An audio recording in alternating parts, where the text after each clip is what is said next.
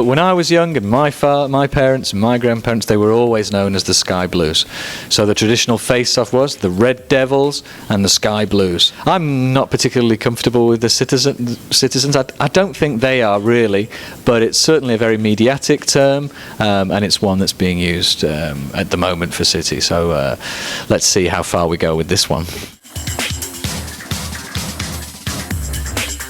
This is a classic myth that has been developed and generated by the City fans themselves. Would remind everybody that Old Trafford has 75,000 people every game. City has less than 60, and that's only when it's full. That's another myth by the City fans.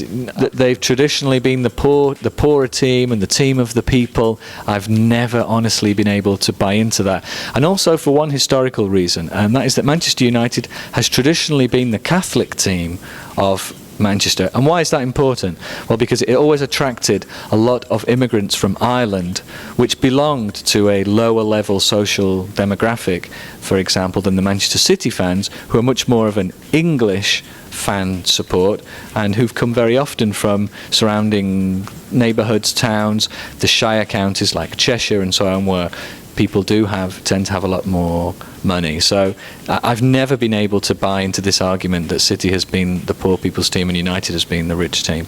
This is, I think it's actually historically a mistake. It's not just a question of being a fan.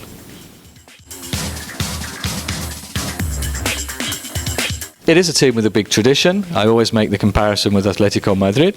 You know, it's a team that does have a lot of fans. It's got a lot of fans who've been sleeping for a lot of years. You know, have come out from behind the curtain, so to speak.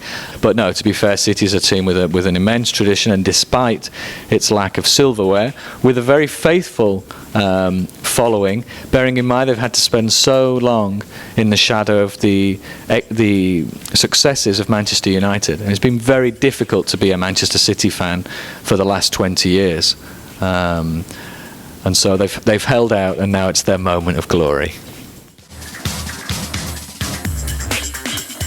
They'll make some noise. They may turn their backs if City score to do the Potsdam celebration. They're doing it a bit less at the moment. Now they've become a European Champions League team. They're starting to behave a bit better.